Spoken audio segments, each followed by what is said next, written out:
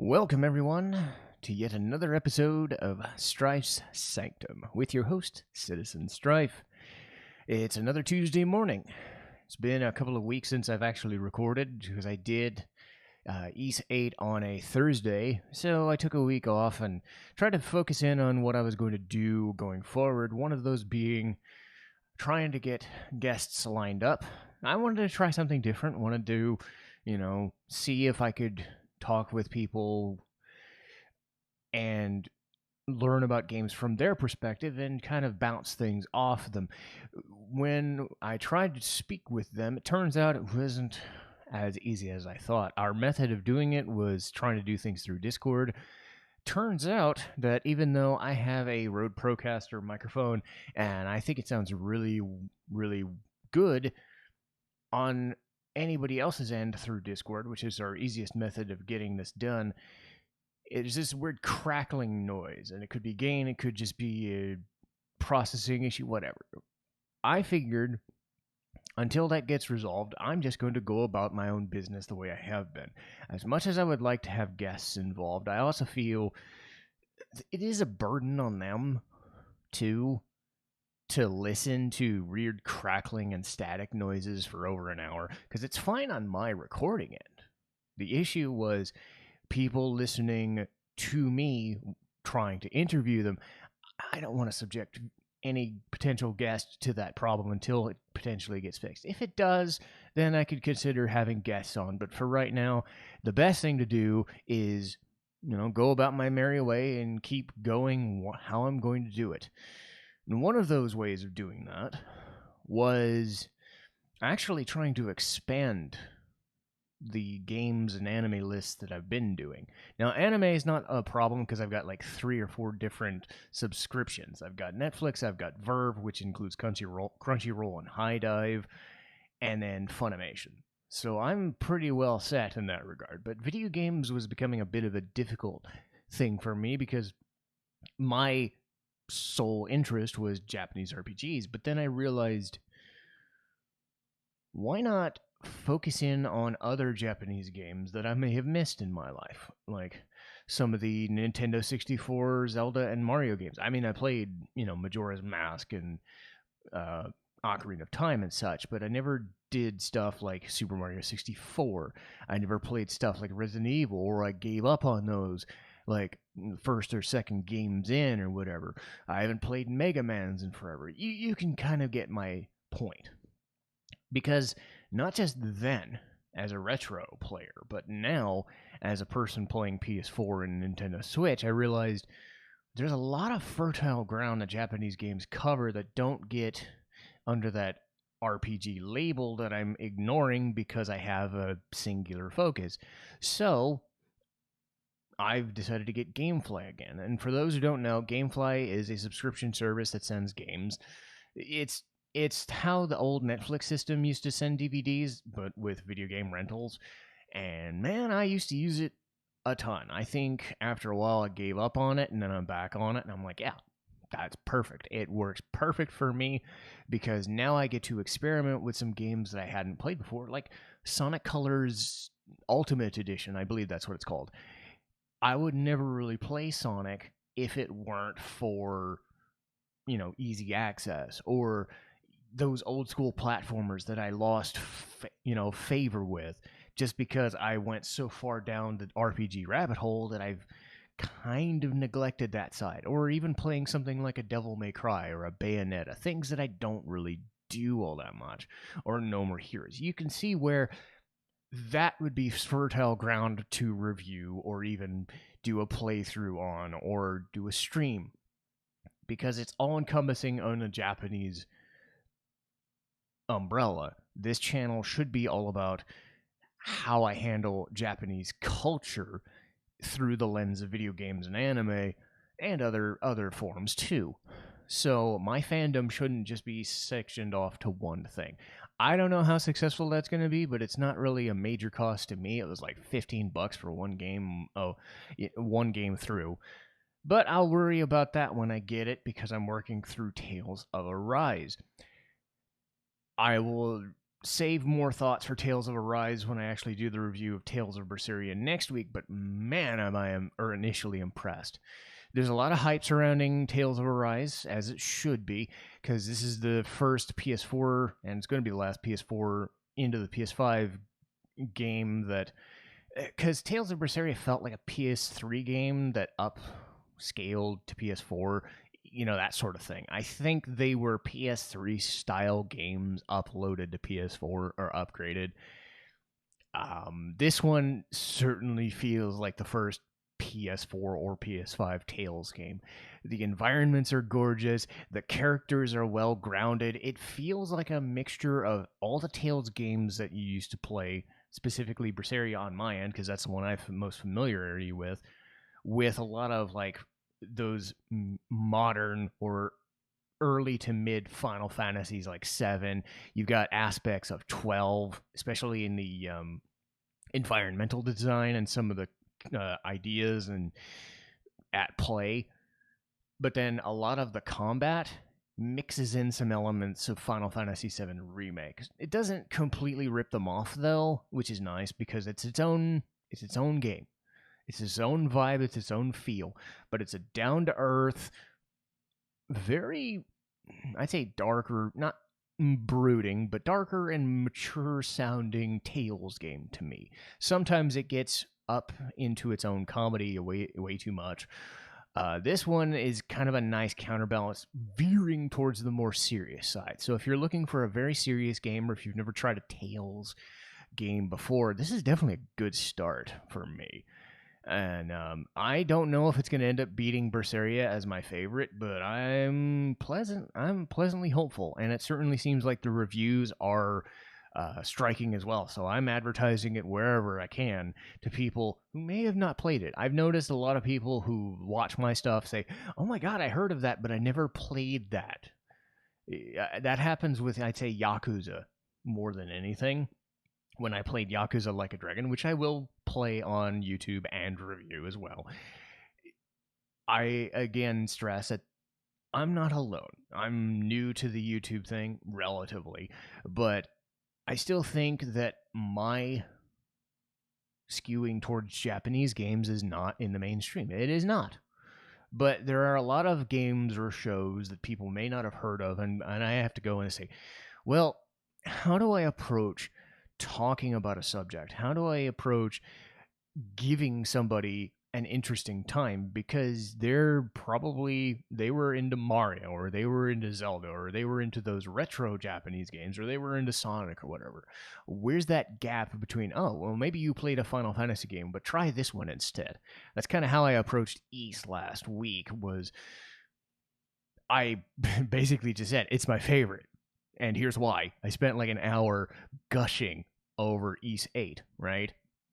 But again, that's coming from the perspective of a person who plays RPGs for a living and spent 20-some years doing nothing but. So somebody bridging the gap of not playing that, it's the same thing. And I believe that also ties into today's topic of anime in general, especially ones that are very Japanese-centric. Some anime, like say Cowboy Bebop or Trigun or Black Lagoon, or even something like a Big O, which has Batman influence, right? You can kind of tell somebody it's like this thing you might have seen, because that's the best way you bridge a gap and explain something to somebody, is how something is like something else. It's a relation point, a just jumping off point for something. With something like Mushi-shi, there really isn't anything like it. Now, that doesn't mean that it's not good. What it means is you have to kind of know where this show is coming from, but also know what stuff in Japan is like, more so than what Mushi-shi itself is about. And I rewatched it about a month ago, and I took some time over the last week to familiarize myself. There we go. That's the word. See how that works. With some of the episodes again, because this isn't going to be an overarching review of the show. It doesn't follow the same plot structure that a normal, like 12 to 24 show series, much less a 100 or 200 episode show would be. It's very episodic, so you could jump to any episode and kind of get the same feel. So the way I'm going to go about it is actually describe some of the things about Japanese culture and like religion and ephemeral paranormal kind of vibes that's present in the show, and then talk about certain episodes that I think struck me. Because the thing about Mushi-shi is you can pick an episode and pick its story and be like, okay, I am into this one, but not really into this one instead. How many of them really catch me? How many of them really have a story, like a B C follow through that I can really get behind? So I picked about 5 or 10 of them, and I'll talk about them in short order. I don't know how long this podcast is going to be. I don't expect it to be that long, honestly, but enough that if people were to watch Mushi-shi, they understood why I would be interested in it. The first thing I do want to mention again is it is episodic. There aren't too many characters. There's only like 3 characters overall that really stand to stick the entire show. If I'm being honest, 1. But it can help in a way. The best way I would describe it would be very chill and more of an adventure drama, but a paranormal one at that. You're following this guy to a place to see these things unfold, and he wants to see these things unfold. But when he gets there, he realizes, okay, this is more of a dramatic show. This is like, what is happening to these people in this town, or what is happening to this person in this forest or something? This being. What is a mushi? And that's the tipping point. A mushi is its own thing. A mushi, as the show describes it, would be not necessarily a ghost or a life form. It's almost like an atom or a one of those smaller minuscule life forms, or just ephemeral. That's the best way I can describe it, is an ephemeral sort of life form. It exists to exist. It exists to fulfill a purpose, which, again, doesn't make it malevolent or benevolent. It just exists to exist. And they come in many forms, and they come in many disguises, and they do different things based on what the episode is trying to do. And some of them hurt people or hurt towns or whatnot, and some don't. Or some just exist because they're trying to subsist parasitically off of people. Again, that doesn't make them malevolent, and that's what the main character Ginkgo is trying to describe to people. It's kind of like a moral dilemma in a way. These beings exist to exist. They don't exist to harm people unless it accidentally does that. So, it's just living through people. It's like, does it hurt the person involved, or does it, that's the sort of thing the show wrestles with. Is it's a moral dilemma on the people being afflicted with these things. Ginkgo trying to tell them, hey, listen to what I'm saying, or don't. And then watch unfold, because he's always traveling and he's always doing things. So they exist in this weird, not alternate dimension, but also, it's sort of alternate, not quite. That's the bridge, of the gap you have to mentally get past, I think, is it's not specifically a religious show. It's not specifically a paranormal show. It's not specifically about, I would say, Japanese demons or what they call yokai, right? You'll see a couple of shows here and there, or if you've ever heard of Yokai Watch, is probably the more mainstream version, like a Pokemon version of yokai, right? That's not exactly what they are, but it's kind of exploring that same vibe, because in Japan you have this sense of everything has a soul and everything has a meaning and everything should be um, revered in a way. It's their religion is Shintoism. Now they have aspects of Buddhism that they got from China and India, of course. So you have this multi-layered, multicultural idea of you have these demons that exist, you have these cultures that exist, you have this reverence for the land and its people and all of the trees and wind and grass and things. But then in this show, you have this idea that these little like monsters, so to speak, exist that nobody can see except a few, and they are just existing to exist. They do things that don't fit the natural order of life and they cause problems for people. And I'll go into the specifics of how each one kind of exists. And it's going to be kind of spoilery, but not too bad. Again, I wanted to get that across first because I didn't want to start explaining things without explaining who the character was and why he's doing the thing. Because if you're going to watch an episode, you'd be like, okay, what am I seeing? The benefit of this show being episodic is that you can pick an episode and be like, okay, I like what's going on with these characters and I see what the show is trying to do. So let me get invested into the music, into the story, into the drama, into the character and how he interacts with these things. So that's where the show really shines. You can jump to whatever you want to jump to. You don't have to watch all 20 or 26 episodes of it. You can watch maybe 2 or 3. You can watch only the ones I'm suggesting. You don't have to have a plot point. You just have to understand what the show is and then dive into it, if that is for you. As I mentioned before, the characters themselves, there are very few. The main character is Ginkgo. In the dub version, which I watched, he's voiced by Travis Willingham, who was Roy Mustang from Full Metal Alchemist. That's the role he's known most for. But Travis tends to bring a very subdued but authoritative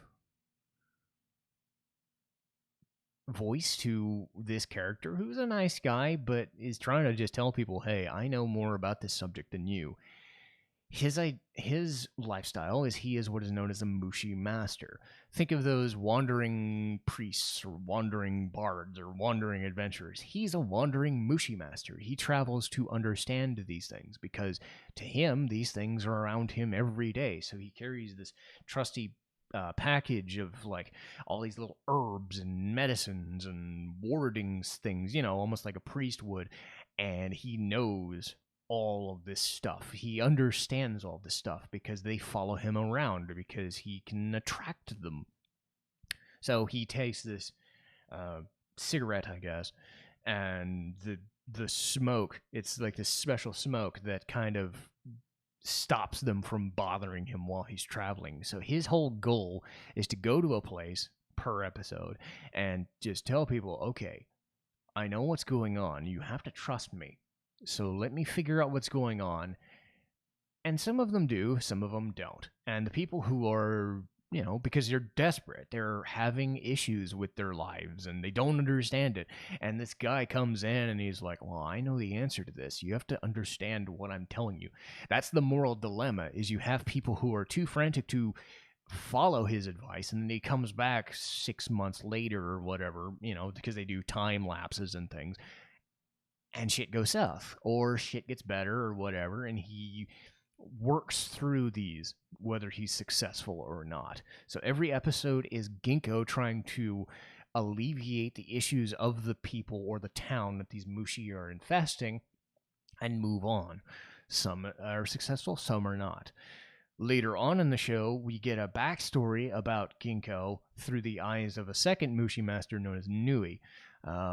She also is sort of the narrator, but sort of not. But you hear her at the beginning and the end of episodes all the time because she was the one that found him as a kid and basically raised him to understand what the hell is going on with these Mushi and things. So she shows up for an episode or two and then does all these backdrop things as a narrator to give the viewer something to go off of. I'll explain her role when I get to the episode particularly, but she's a secondary character and plays a big role in it because she developed Ginkgo's character going forward.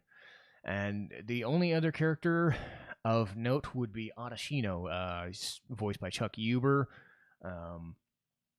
I forget. Chuck's been in a lot of Funimation stuff forever, but trying to remember.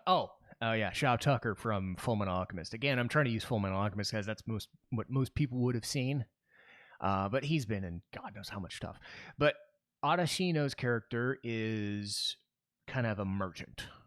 He finds these little trinkets and little items that maybe Mushi have been infected or caused problems by, and he sells them off for profit. And, sometimes that gets him in trouble. And Ginkgo is his friend and all, and they're drinking buddies of sorts. But, Ginkgo just sits there and laughs at him sometimes. He's like, "You're an idiot. You don't understand what you're selling, and you don't understand who you're selling it to, and I have to clean up your fucking messes." So you have every 5 or 6 episodes or so Ginkgo and Adashino bickering back and forth because Adashino's trying to make a quick buck off of people's not understanding how dangerous these things are to him. So Ginkgo has to save the day. Ginkgo's the super nice guy. Adashino's the merchant guy who just wants to make a quick buck. And just getting a quick drink of water.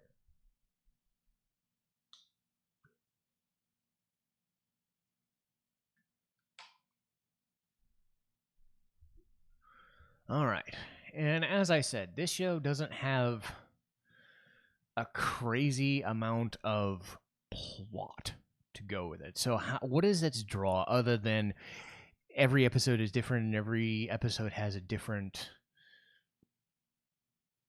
monster of the week sort of vibe? Well, it's set in a kind of pseudo medieval Japanese era, say 1800s, 1700s, that sort of thing. There's technology involved, but it's not really important. It's more about rural Japan and that kind of aesthetic. So if you like the whole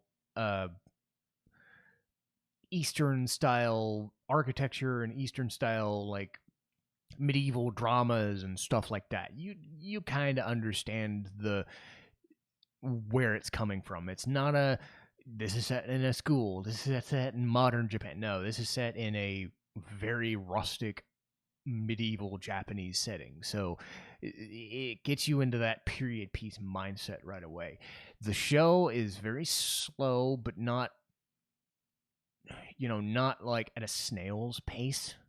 It's meant to be, we're following along and stuff is happening, but there's drama involved. There's action, but it tends to just be subdued. It's one of those kinds of shows where you tune in and you don't zone out, but you understand why things happen, not that things are happening.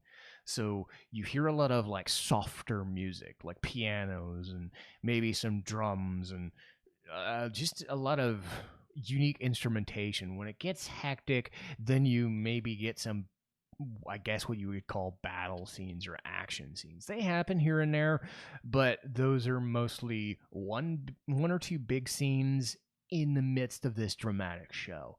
So don't go in expecting a lot of action, mostly just drama. The big picture, again, is the moral dilemmas that you suffer through. Some of these have a lot of quandaries in them. Would you save a town at the cost of yourself? Would you let someone die to let the Mushi die too? That sort of thing. Or are you confident in the knowledge that you can combat this issue and deal with your plight? And that's what Ginkgo, his role as the observer, has to do, is like, I will help you if you want me to, but I'm not going to force you to get help unless there's no answer.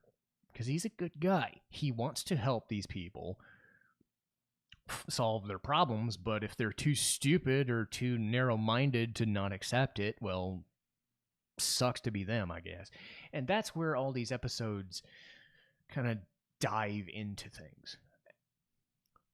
And I picked a series of episodes, and I'll describe them without like giving away what the plot is, or give away the ending. That's the best thing I can do is describe kind of how each episode that I was big on progresses, and then you can decide for yourself if this is the kind of show that you would be interested in, because this isn't going to be every episode.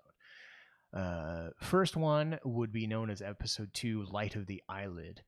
So a big concept in the show is this river of light that exists when you close your eyes. This river of light that exists in I guess a dream state where a lot of the Mushi live or Mushi exist. You don't see it, you don't perceive it, but if you look at it too long, you actually lose your eyesight, because a thing that exists in that river of light can infect you and infect your actual eyesight. So a girl is infected and is permanently blinded, and a kid that takes pity on her tries to help her out, and then he ends up getting infected as well. So Ginkgo shows up, and, well, he has to figure out, well, here's how you deal with this river of light. And he talks to the girl and to the boy as well, because they're the main characters of it. So the idea is very ephemeral in nature, but it's a very serious issue. Those two, like, there's another episode immediately after it where instead of eyesight, a person loses their hearing, or their hearing is like, it's almost like this insane tinnitus, like in their head. They can't stop this ringing in their ears, and they find out it's a Mushi that's the cause of it. So 2 episodes give like physical problems, like physical disabilities, full on blindness, from the sense that it's not that the eyes themselves are blind, it's that the monsters themselves ate their eyeballs, or they're eating the sound that comes out of their ears, that sort of thing. The next episode is Pillow Pathway. A guy in a town realizes he's a bit of an oracle, and what he dreams ends up coming true. Some of it is nice, like helping the town and whatnot. Others are very serious, like floods and bad harvests and things like that. So Ginkgo comes along and is trying to figure out what's going on with him. He does the time skip situation and then realizes that it gets worse. The guy is dependent upon these dreams, but it gets kind of driven nuts by the fact that he's dreaming. So Ginkgo figures out what's going on, and then again, the character involved has to decide, how serious of a problem is this? How serious of a problem are these dreams? Well, it causes a lot of trouble for the town in serious, debilitating ways, because he keeps dreaming of these things, and the Mushi keep making what is fake in his dream world a reality in real life. They end up figuring out how later on, but again, it's a neat trick to figure out how the Mushi are even able to interact with this person's dreams. A few episodes later, you have something known as the Heavy Seed.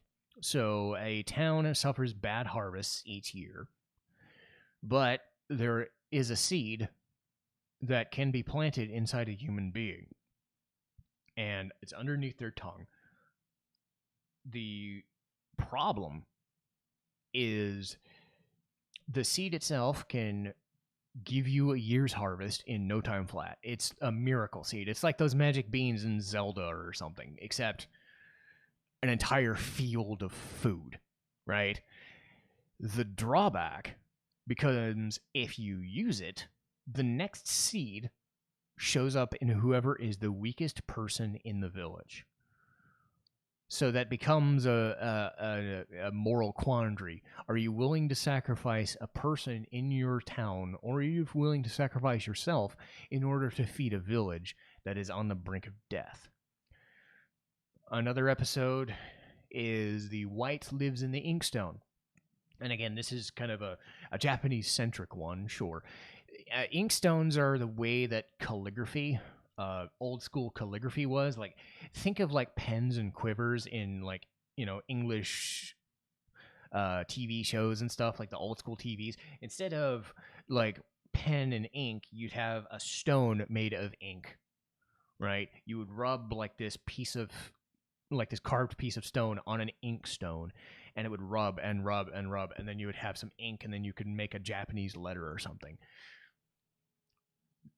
The trick with this is that when somebody made this ink stone and people were using it and getting some ink, it turns out Mushi were living inside it, and they started infecting the kids. And this is where Adashino got in trouble. He bought this inkstone not knowing that if you rub the inkstone, this clump of Mushi would infect the kids or infect who was around and actually lower their body temperature and basically give them hypothermia. So Ginkgo has to come and save the day because Adashino didn't know jack shit. He has to find who created the inkstone, figure out why this is happening, and then save the children before it's too late because they are suffering severe chill and almost dead. Episode 12, the one-eyed fish, is where Nui appears, and this is where Ginkgo and his backstory come into play. Nui is a Mushi master herself, but she decides to live on her own, not travel, which you can do. Some other people just live in mountains and such, but Nui takes care of Ginkgo, mostly begrudgingly, because he's just a kid who sprained his ankle and whatever, but he learns what is going on. I think it was one of those things where Ginkgo lost his mother fairly young and then realized that Nui was kind of a mother figure to him, begrudgingly again. So you have that dynamic of how does he learn about Mushi, but how does he interact with Nui to the point where that he's become this main character that we've dealt with. So it's very weird in the sense that they spend 10 episodes giving you Ginkgo's travels and journeys, and then they decide to throw in, well, here's his backstory, here's why he's like this. So they waited quite a while to give you a backstory for the guy. One Night Bridge is an interesting idea because this couple is like star-crossed lovers. This guy falls in love with this girl who may or may not be like a, for lack of a better term, like an elder's kid or something, like a king's kid or something. Think of that. It's the princess and the the Romeo and Juliet kind of thing or whatever. She is proposed to an arranged marriage to some other guy. This dude, who's the main character of this episode, says, no, this is bullshit. We got to get out of here.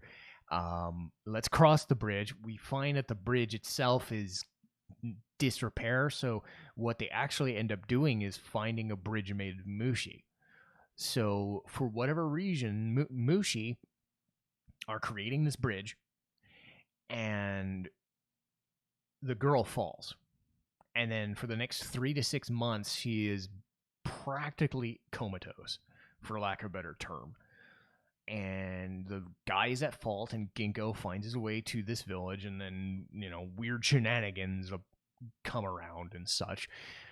And you have to figure out, well, why is this girl in this weird comatose state? What is this like weird arranged marriage bullshit gonna have problems with? What is this one night bridge thing? So it's a big old mystery for the entire episode. And it's kind of cool how they actually resolve it and how Ginkgo explains why things went wrong the first time they tried to cross the bridge and why it didn't work the second time either. The next episode is known as Sunrise Serpent. This woman gets infected by Mushi and it affects her memories. So what it ends up doing is the Mushi inside her brain take away the memories of things that she doesn't do very well or doesn't do very often.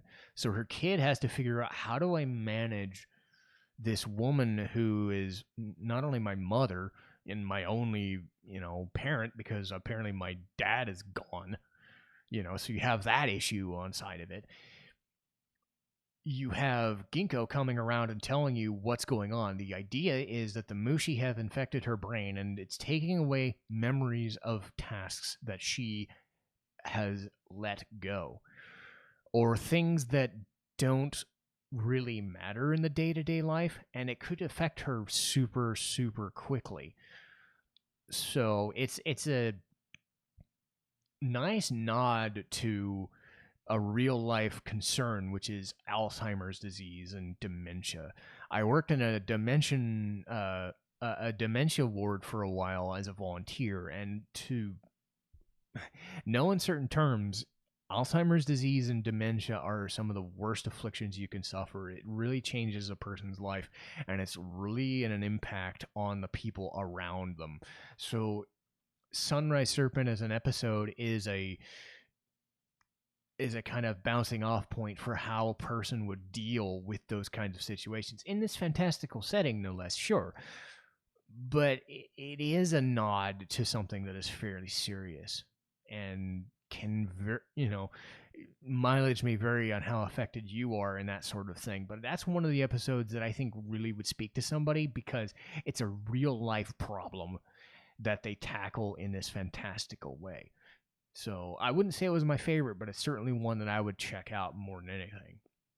One of my favorite episodes, though, was known as Sea of Writings. And this is because this is actually one of the times that Ginkgo gets to interact mostly with characters that he knew. Kind of like Adashino, but the idea is that Ginkgo's not the only Mushi master in the world. So this place exists, this library, this underground, compendium of all of this like encyclopedic knowledge of what are these Mushi, how do you fight them, or how do you interact with them, what do they do. These people, this older woman and then this girl, spend every hour of every day compiling these like handwritten lists, these scrolls. It's a treasure trove of knowledge, basically like a gigantic underground library. And they will allow you to read from the library as long as you give them more stories to write. The drawback is that the girl is suffering from a cursed appendage. Her foot doesn't work because it's cursed through a lineage problem. So the Mushi has infected her body. She can't move or she can't walk properly. So she spends most of her time just writing or listening to stories. So Ginkgo and the girl, I believe her name is Tamu, she kind of gets romantically involved with him. It's subtle, sure, but you can tell that like they like each other a lot. So you've got that kind of subplot going. You've got the subplot of what are these like compendiums. Like Ginkgo is like just full bore into this idea. The writings themselves are actually living things. The Mushi themselves are inside all of the scrolls. So as he's reading them, the scrolls themselves are coming to life and they're trying to escape, and then they find out that they could be a problem if they escape, right? So you have that. That episode is one of my favorites. I just like the dynamic between the main character and Ginkgo of that episode. So it's like it's really fun. The last episode I want to talk about is again another very serious one. It's known as Cotton Changeling. This group of I'd say a mother and a father start raising these kids, and nothing goes wrong. You know, they have some children, but after a while, they start realizing that all of the kids tend to look the same. They grow older, sure. So some of them are older, some of them are younger, you know, toddlers to like 3 years old and 5 years old, stuff like that. But they all kind of share the same appearance. They all end up kind of saying things to each other, which is strange enough. But then what you find out is they actually start dying off.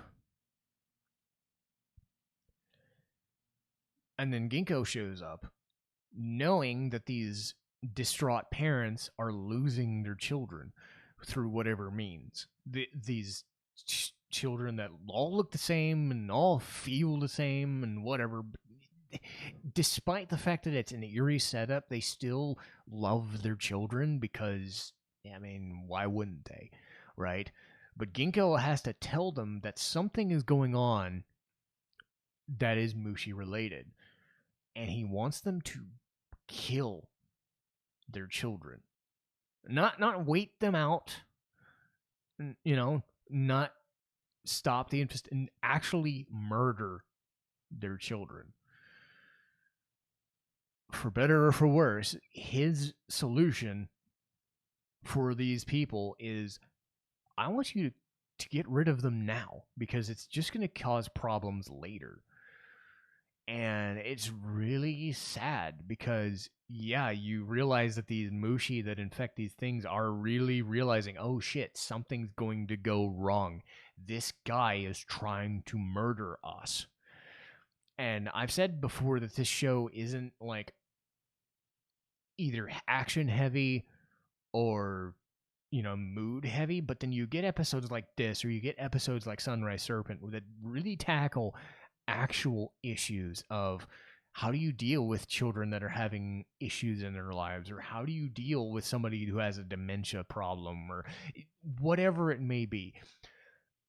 Getting back to the main point of Mushi-shi is, it's not about the monsters themselves and what they're doing. That has an aspect of it, but it's also about how do the people respond to what is going around them, because sometimes they can't see these beings infecting them, so they assume that they're suffering from disorders, they're suffering from physical ailments, they're not suffering from something is infecting me, I have to get it out of me. So Ginkgo is the one that has to be the voice of reason, and the key to this show is seeing that moral dilemma play out for that 20-minute episode and then moving on to the next one.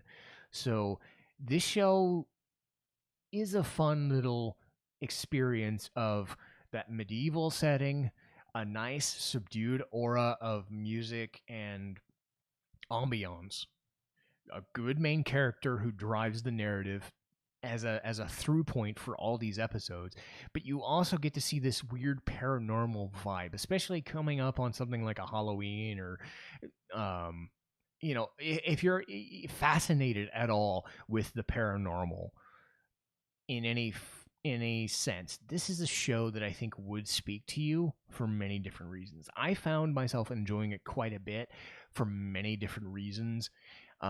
Again, I think it's a great Halloween, like I put it on for a week and have fun, during October sort of situation, if that's something you'd enjoy. I don't think it's the best show in the world, but I think it's gonna be something that you'll remember, because those episodes, specifically if they speak to you or have a backdrop in what you have experienced in your life, I think you will get something out of this show, and I think it would be a fun experience to try it. But that'll do it for me. And let's see. Going forward, because of the situation with the guests not working out, I'm going to double back and get some episodes in that I wanted to get done before. I do have a plan of what the next 3 episodes are going to be. So next week we're going to get back into Tales of Berseria.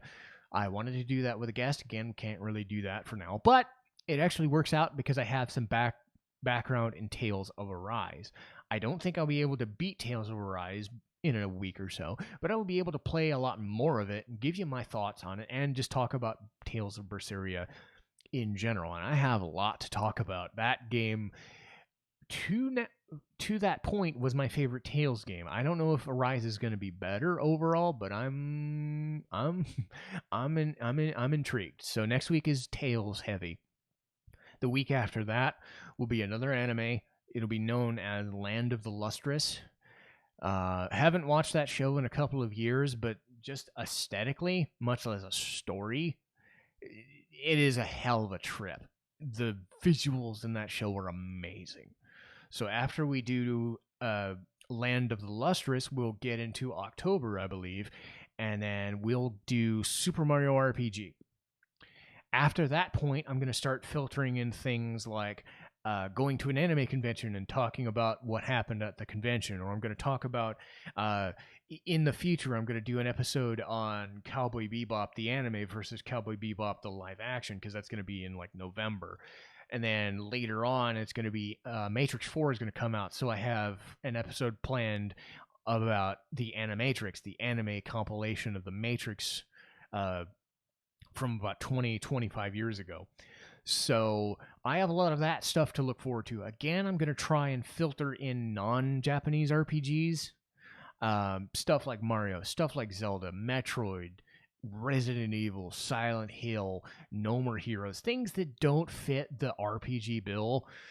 But, eventually I'll get back into things like Final Fantasy, Persona. I've kept those at my beck and call for when I need them, But I do want to I do want to expand this podcast to be about more than just RPGs. So I'll try to do that more often, and we'll see how it goes. Again, I hope people are enjoying these podcasts. Let me know what you think. I'm going to try and get better at them as I go along. I feel better the more I do it, and I just want people to say, "Hey, I never heard of that thing before, but I think I'm interested in that. I want to try that someday." And if this stuff is for you, that's all I can ask for. But that's it for me today. I will see you guys next week, or I'll see you in the videos next time, because I keep on going with Persona, and we're going to keep on going with Persona 5 for a long, long time. So, in whatever fashion you've been watching my content, if you've been enjoying it, please like, share, or subscribe. Please comment. I've really enjoyed doing all this stuff and, expressing my love for this culture and all the games and shows that have influenced me in my life. And hopefully even a little of that is coming across. But until next time, it's Citizen Strife signing off.